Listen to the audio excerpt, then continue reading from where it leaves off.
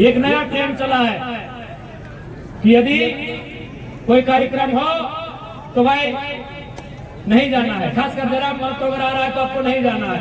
ये झारखंड में बाकी नेताओं ने लोगों के जहन में डालने का प्रयास किया है, लेकिन याद रखिएगा डर कर ज्यादा दिन तक लोग नहीं रहते हैं। किसी के डर के साये में ज्यादा दिन लोग नहीं रहते हैं। वोट कैसे करते हैं, उस दिशा में संघर्ष कैसे करते हैं। हमारा संघर्ष ही हमें न्याय लेकर आएगा।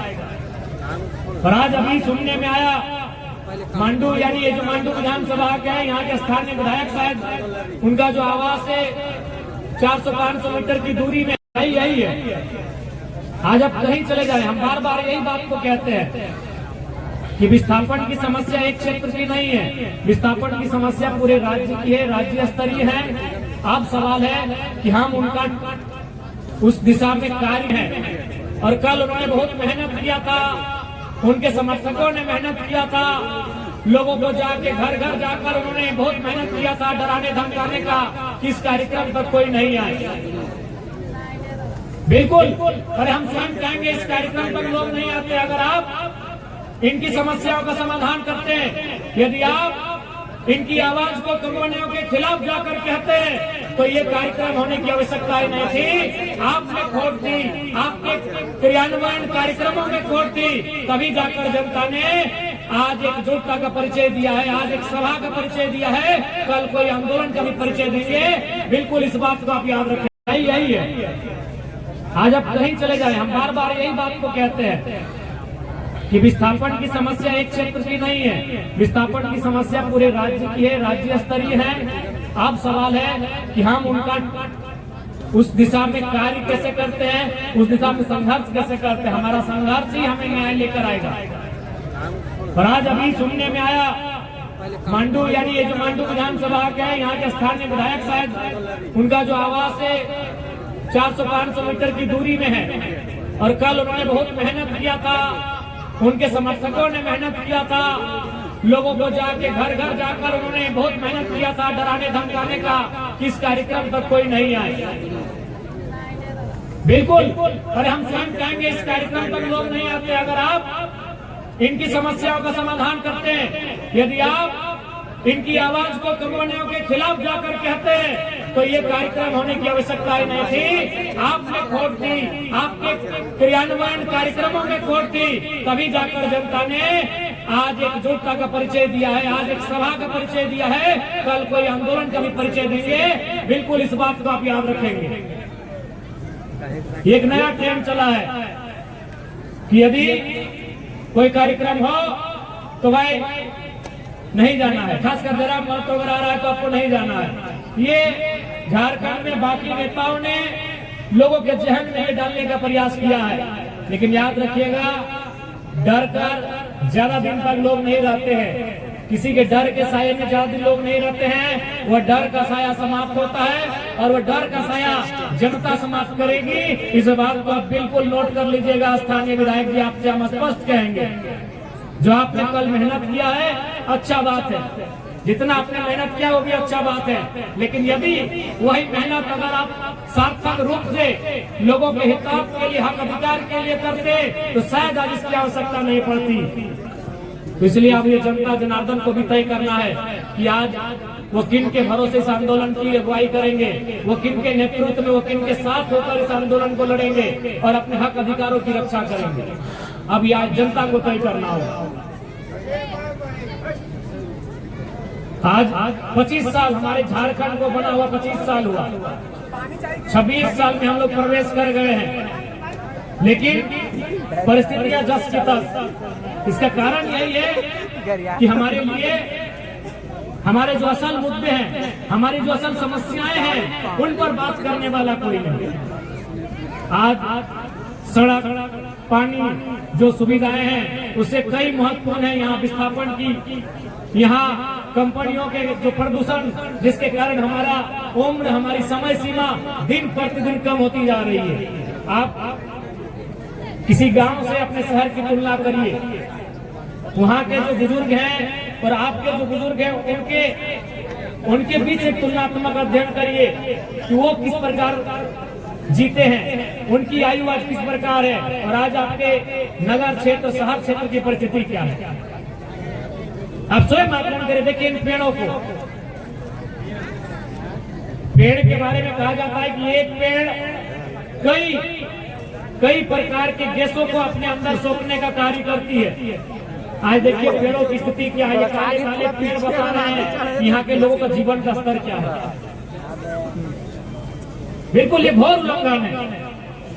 आज भारत का संविधान जो हमारा मौलिक अधिकार है, हमारे मौलिक अधिकार में वर्णन है राइट टू लाइफ, जीवन की स्वतंत्रता।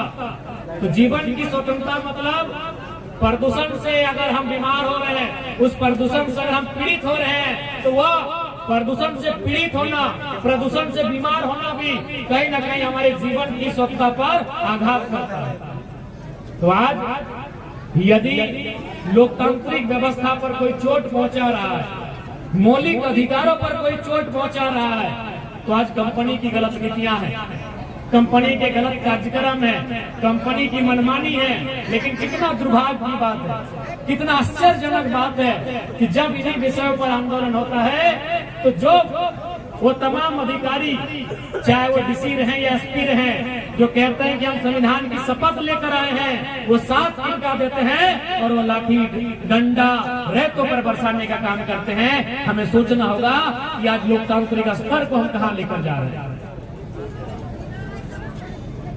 आज जो प्रदूषण फैला है, ये चारों तरफ जो धुएं आप देख रहे हैं, ये पेड़ जो काले काले हो गए हैं, कौओं सभी काले पेड़ हो गए हैं, कौओं से निकाले ये पेड़ हो गए, ये पत्ते हो गए हैं, ये शाखें हो गए हैं, ये टहनियां हो गई हैं, जो कि सीधा आघात कर रहा है हमारे जीवन की स्वतंत्रता पर। हमारा जो जीने की आजादी है, हमारी जो जीवन जीने की आजादी है, उस पर सीधा आघात कर रही है, जो हमारा मौलिक अधिकार है।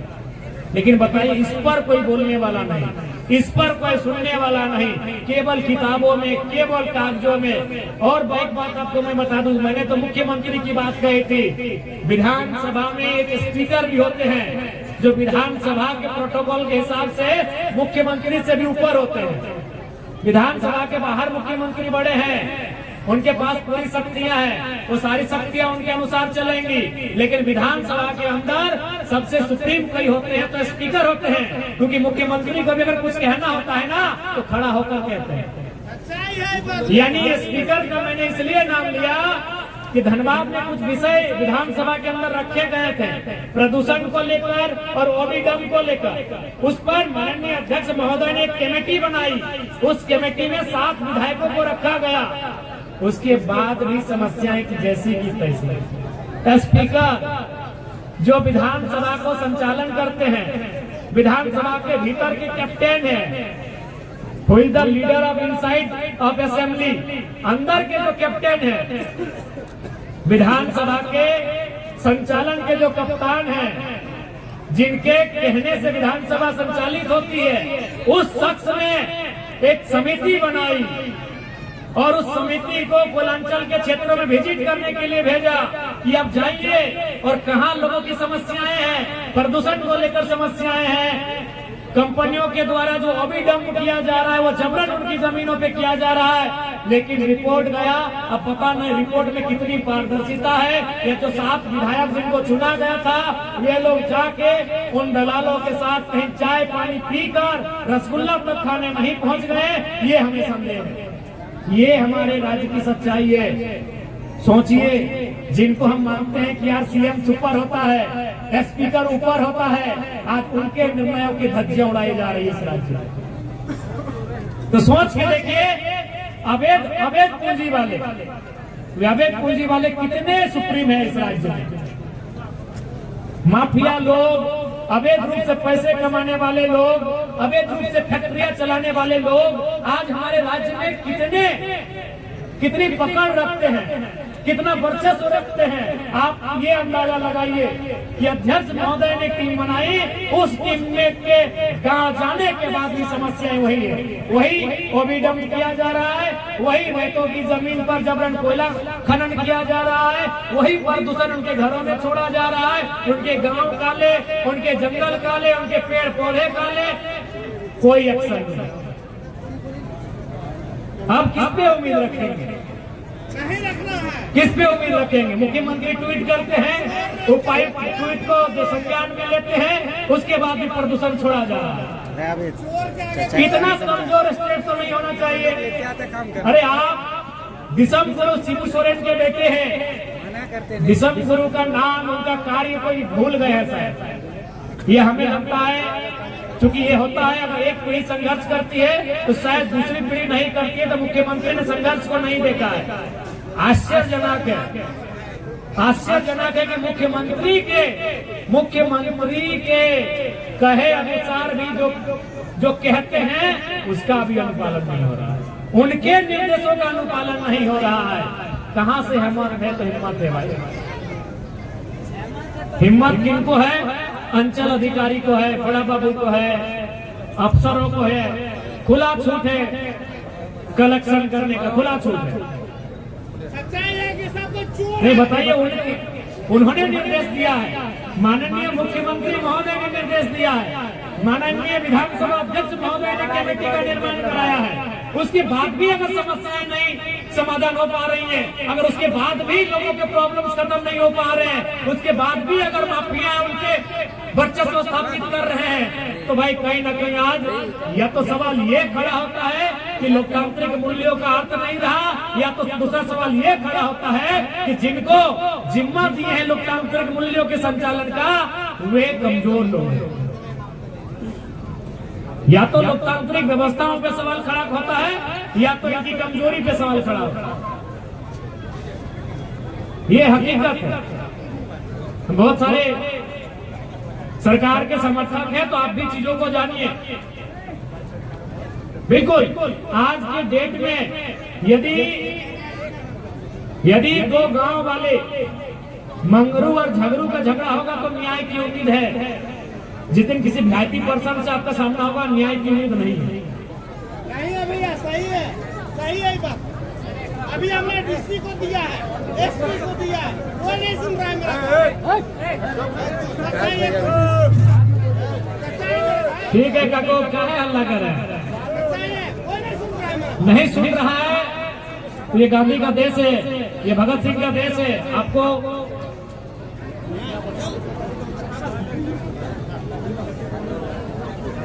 इसलिए अब जनता को अपनी लड़ाई स्वयं लड़नी होगी।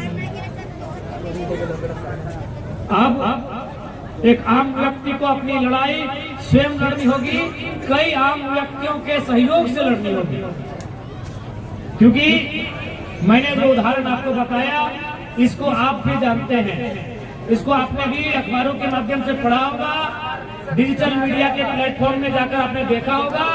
उसके बाद भी कार्रवाई का ना होना ये स्पष्ट बताता है, ये साफ साफ दर्शाता है कि इस राज्य में लोग कितने हावी हैं, अवैध पूंजीपति कितने हावी हैं, जो अवैध रूप से प्रदूषण धुआं लोगों को खिलाकर जो पूंजीपति बने हैं, वे लोग कितने हावी हैं कि मुख्यमंत्री को नहीं गलाना। ऐसे में अब हमारे पास ये रास्ता है कि अपनी लड़ाई को हमें लड़ना होगा, लेकिन हाँ सिस्टमेटिकली हर एक तरह से लड़ना होगा। जनबल से भी लड़ना होगा, कागज कलम से भी लड़ना होगा, बहुत जिन हथकंडों से लड़ाई लड़ी जाएगी। जैसे आप किसी एक समूह हम लोग धरना प्रदर्शन के माध्यम से डट गए, एक समूह हम लोग बंदी के माध्यम से डट गए, तो दूसरा समूह को कोर्ट में जाकर एक पीएल भी डालना होगा। हमें हर एक तरह से इस लड़ाई को लड़ना होगा, और इस लड़ाई में निष्पक्ष रूप से पत्रकारिता का योगदान रहेगा। आपको जनता के जिन मुद्दों में निष्पक्ष रूप से साथ खड़ा होगा। आपके पास भी चुनौतियां आएंगी, आसान नहीं है। बीते कुछ दिनों में जो मीडिया बंधुओं के साथ घटना घटी, गोड्डा में, इधर आपका गढ़वा पलामू में, तो आप कहीं ना कहीं आपके भी मन में एक शंका हो जाती है, आप भी कहीं ना कहीं मन में भयभीत होते हैं जिस प्रकार से प्रशासन का रवैया रहता है। इसलिए आपके लिए भी एक चुनौती रहेगा, इस परिप्रेक्ष्य में आपके लिए भी चुनौती रहेगा। लेकिन मैं मानता हूँ आप लोग चुनौतियों से लड़ने के लिए हमेशा तैयार रहते हैं। इस बार चाहे वो मुद्दा रामगढ़ का हो या झारखंड के किसी कोने का, मीडिया का वही योगदान होगा जो योगदान उन्होंने कभी अंग्रेजों के कालखंड में इस देश के लोग, एक आम व्यक्ति की आवाज को, इस देश के एक आम व्यक्ति की पहचान को मदद करने के लिए किया था, आज वही योगदान आपका इस राज्य में रहेगा। आज वही योगदान पीड़ित शोषित जनता के लिए आपका रहेगा। इसलिए आपको भी अपने योगदान का निर्वहन करना होगा। बाकी विधायिका का अंग होने के नाते मैंने हमेशा प्रयास किया है जनता के मुद्दों को सीधा विधानसभा के पटल पर टू द पॉइंट रखा जाए, और मैंने बिना किसी लोंग लपाट के, बिना किसी इधर उधर की बात किए, बिना किसी ऐसे वैसे विषयों पर बात किए, मैंने हमेशा मुद्दों को विधानसभा पे लाके रखा है। इसलिए मैं आपसे भी अनुरोध करूंगा, जितने भी मीडिया के साथी हैं, मीडिया के बंधु हैं, आप देख सकते हैं इसी वातावरण में आप भी जीते हैं, इसी आबो हवा में आप भी रहते हैं। आप देखिए आज क्या है प्रदूषण का हाल, आज ये कंपनियों की क्या है मनमानी, आप देखिए चारों तरफ क्या परिस्थितियां हैं, रहने के योग्य नहीं है ये क्षेत्र। इसलिए इसी समाज में आप भी रहते हैं। हम चाहते हैं कि आप कलम की लड़ाई में आप अपना योगदान देंगे जनता जनार्दन को, और बाकी जो पढ़े लिखे नौजवान हैं वह न्यायालय में अपनी याचिका को दायर करेंगे, और बाकी जो आंदोलनकारी हैं अब नए स्तर से आज के बाद, इस सभा के बाद नए तरीके से आंदोलन की तैयारी होगी, और उस आंदोलन से अपनी आवाज को हम लोग बुलंद करने का काम करेंगे। और साथ ही विधानसभा का सत्र चलेगा तो विधानसभा के भीतर उसे ले जाने का काम उसे ऑफिशियल रिकॉर्ड बनाने का जिम्मा मेरा होगा। उसे हम विधानसभा के भीतर लेके जाएंगे, और सभी से मेरा आग्रह होगा कि आज सबको समझना होगा परिस्थिति को। आज इस राज्य की स्थिति परिस्थिति को सबको समझना होगा और सबको मिलकर साथ देना होगा। ये मैं सभी से अनुरोध करूंगा, क्योंकि समय का अभाव है, ठंड का मौसम है, और बिल्कुल अभी नगर रामगढ़ शायद नगर परिषद में आता है ना, अच्छा हम लोग का नगर निगम है, धनबाद नगर निगम है, आपका नगर परिषद है। तो निसंदेह अभी नगर परिषद का चुनाव भी है। मैं तमाम साथियों से कहूँगा, हालांकि कह सकते पार्टी के लिए अप्रत्यक्ष चुनाव होता है, क्योंकि आपका डायरेक्ट कैंडिडेट नहीं होता है, आपके बीच का कैंडिडेट होता है। बतौर पार्टी तो चुनाव नहीं होता है, लेकिन आपका समर्थित उम्मीदवार होता है। अगर रामगढ़ के जितने भी हमारे साथी हैं, रामगढ़ के जितने हमारे पदाधिकारी हैं, सदस्य हैं, आप तय करेंगे। बाकी अन्य क्षेत्रों का हमारा जो भी मेहनत करना होगा उसके लिए हम लोग तैयार रहेंगे। बाकी नगर परिषद के क्षेत्र में जो भी निर्णय लेना है वो आप सूझबूझ से लेंगे, उस पर हम लोग मेहनत करेंगे, उस पर हम लोग संघर्ष करेंगे। चूंकि यह नगर निगम का चुनाव केवल लेकिन महज चुनाव नहीं है, यही चुनाव आगे विधानसभा को प्रभावित करती है। यही लोग जो चुन के जाते हैं आने वाले दिन अन्य चुनावों को प्रभावित करते हैं। तो हम लोग अंतिम इकाई से, चाहे वो पंचायत का चुनाव हो या नगर का चुनाव हो, अंतिम स्तर से हम लोग नेतृत्व के गुण को तराशने का काम करेंगे, जो इन फ्यूचर जाकर झारखंड के लिए बेहतर कर सके। और बिल्कुल आज गोंदलपुरा की जहां तक बात है, विगत 3 सालों से बड़का गांव गोंदलपुरा, उस क्षेत्र में अगर आप घूम के आएंगे तो ऐसा लगेगा कि मानो वो भारत का हिस्सा नहीं है, वो तालिबान का हिस्सा है। इस प्रकार से पुलिस और सिपाही और फोर्स तैनात किया जाता है एक आम व्यक्ति के जमीन को जबरन अधिग्रहण करने के लिए। इस भारत की कल्पना हमारे महापुरुषों ने नहीं किया था। इस भारत के निर्माण के लिए हमारे वीरों ने अपने लहू, अपने प्राणों की आहुति नहीं दी थी। कि आज भूरे अंग्रेज जो भगत सिंह कह के गए हैं कि अंग्रेजों से तो हम आजादी ले लेंगे, लेकिन वो आजादी कहीं 10% भूरे अंग्रेजों के हाथों में लटक के ना रह जाए। तो इनके लिए हमने ये आजादी नहीं लिया था कि आज लाठी के जोर पे, आज शासन प्रशासन के जोर पे किसानों की जमीनों को जबरन अधिग्रहण किया जाए। इसलिए मैं सबसे कहूंगा कि लड़ाई आर पार की लड़ी जाए। अब जरूरत पड़े तो एक पीढ़ी को सामने आके खड़ा होना होगा ताकि दूसरे पीढ़ी के अधिकारों की रक्षा हो सके। मैं आपको स्पष्ट कहना चाहूंगा, बाकी हम लोग हर एक प्रकार की लड़ाई में आपके साथ हैं। हम लोग कभी भी पीछे हटने वाले नहीं हैं, क्योंकि हम लोग को अपना परिवार, अपने जीवन का कोई मोह नहीं है। अपने जीवन का, अपने घर परिवार का कोई मोह नहीं है। हम लोग का जीवन जनता के लिए है, जनता की समस्याओं के खिलाफ जाकर लड़ने के लिए है। इस बात से मैं आपको स्पष्ट कहना चाहूंगा। और बिल्कुल आज जितना कोयला चोरी मैंने विधानसभा में उठाया था कि जितना सरकारी अधिकारियों सीसीएल बीसीसीएल मैनेजमेंट के जानकारी में उनके अधीन जितना कोयला चोरी होता है, ये बहुत ही दुर्भाग्य की बात है। आज उन्हें चेतना होगा, नहीं तो जनता अब सड़कों पे आएगी। क्योंकि ये खनिज केवल खनिज नहीं है, ये हमारे हिस्से का है, ये हमारे हक का है। इसलिए अगर आपसे नहीं रुकेगा तो अब यहाँ की जनता सड़क पर आएगी। चाहे वो अवैध कोयला का काम हो, अवैध बालू का काम हो, या इस राज्य के किसी भी खनिज को अवैध रूप से अगर किसी अन्य राज्यों में या अन्य क्षेत्रों में ट्रांसफर किया जाता है, हस्तांतरित किया जाता है, तब यहाँ की जनता सड़कों पर आकर अपने इस राज्य से लूटे जाने वाले हर एक खनिज को बचाने का काम करेगी। इस बात को आप गांठ बांधने का काम करेंगे। और बिल्कुल समय की यही मांग है कि राज्य के नौजवानों को, राज्य के किसानों को अब इस आंदोलन की नेतृत्व करने की दरकार है। और उसके लिए हम लोग कहीं पीछे नहीं हटेंगे, हमेशा आपके साथ खड़े रहेंगे। इस बात को लेकर आश्वस्त करते हैं। चूंकि ठीक है चाची, चूंकि काफी दूर से लोग आए हैं। कगर मोबाइल हरा गया, बुढ़ा लोग के मोबाइल क्या ले लो? एकर मोबाइल लेके की मिलतो? अच्छा सालू दिन के जनम एकर मोबाइल लेके की मिलतो? ईमानदारी दिखाइए। अति बड़का मोबाइल के लगे कुछ कटा बता, छोटका गलती से कहीं हाथ से चल गया तो अरे ये है चैन गड्ढा के लगते सालू देवी नाम हका दादी के मोबाइल दे दा बुढ़िया मोबाइल लेके की मिलतो? कौनी ना ओकर में रील्स देखे पारबा, ना वीडियो बनने पारबा। बुढ़ा लोग के मोबाइल लगे के पाए लगे देखा कोई पहला तो